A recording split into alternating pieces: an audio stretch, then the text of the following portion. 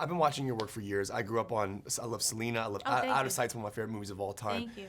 In the business, you've been doing this for a while. Yeah. How has filmmaking and acting changed since you started off with something like Selena, and even in Living Color when you were dancing, to now? How has the business changed for you? So much has changed. It's a totally different business now, in music, movies, in every different way. I think even talking about The Boy Next Door, we made this movie. This was the first movie I ever made this way, where we produced it ourselves with Blumhouse. It was $4 million. We shot it in 23, 25 days, something like that. I never did a movie like that. When I was doing Selena and all these movies, these were 3-4 month movies.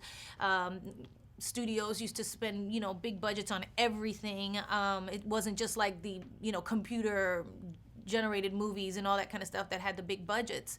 It was, or the franchise movies. Every movie had a big budget back then.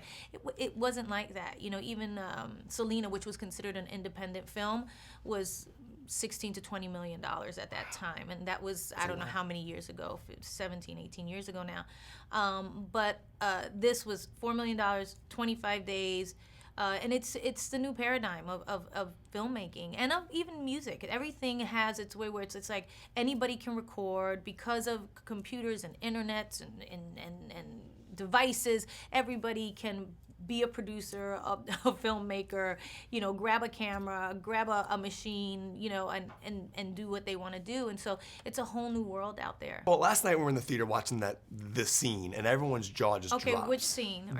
The sex scene. Oh, okay. And we're yeah. From now on, when they say the scene, that's what we're talking about. Okay, I got it. When we see a finished product, it's sexy, it's awesome on camera. Yeah. I'm wondering, when you're shooting that, what is the least sexy aspect about filming a scene like that? The least sexy thing is that, there's a camera and it's technical and you kind of have to be aware of the camera. And also there's people watching. Even though they clear it out so it's as comfortable as it can be, because it's super uncomfortable, it's still awkward. It's just an awkward thing, and you just try to make it as real and believable as possible and try to spark some chemistry and just hope that it reads. So I have to ask you about American Idol. I love you on the show. Absolutely. But I want to know, for you, what has that show, being on that show, taught you about yourself as a person and as a musician?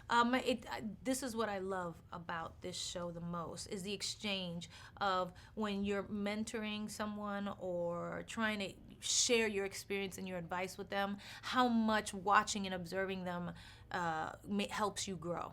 You know what I mean? Because you're like, I do that.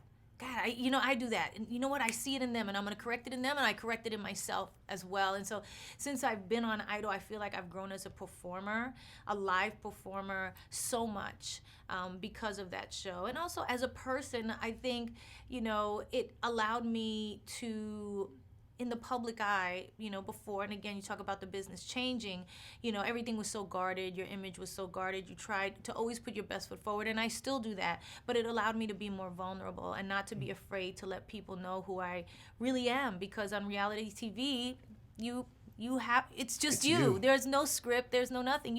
It's you, your emotions, how you feel in the moment. And it allowed me to go, you don't have to be afraid to let people see who you really are. And I think it changed the way people saw me, and it was a huge blessing in my life, to be honest. I love American Idol, and I think this is going to be the best season yet. Can't wait. Jennifer, it's American a pleasure. Idol, Boy Next Door. Both. We're off to a good start. Double feature that night. That's when right. it comes out. It's a pleasure to meet you, by the way. Thank you so much for being here.